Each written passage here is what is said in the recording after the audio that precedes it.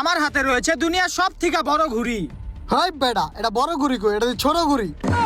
আরে বেটা ভিডিও চলতেছে, এই ভিডিওর ভিতর কইতে হয়। তো যাই হোক গাইস, এই ঘুড়িটা আমি বানাইছি, এটা এখন আমি উড়াবো।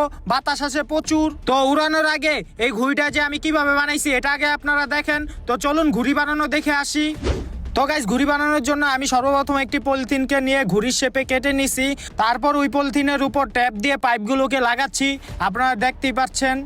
আমি গাইস ঘুড়ি বানাতে থাকি, ততক্ষণে আপনারা ভিডিওতে লাইক করে চ্যানেলটা সাবস্ক্রাইব করে দেন। তো গাইস, অবশেষে আমার ঘুড়িটা বানানো কমপ্লিট হয়ে গেছে। এখন ঘুড়ির উপরে সুতা বাঁধতে হবে। তো দেখতেই পাচ্ছেন আমি ঘুড়ির উপরে সুতা বাঁধতাছি। হয়তো ঘুরি সব দিছ, লেঞ্জা দিলি না? ও ল্যাঞ্জা দিই নাই। তো গাইস, ঘুড়ির ল্যাঞ্জা দিই নাই, তো ল্যাঞ্জাটা এখন দেই।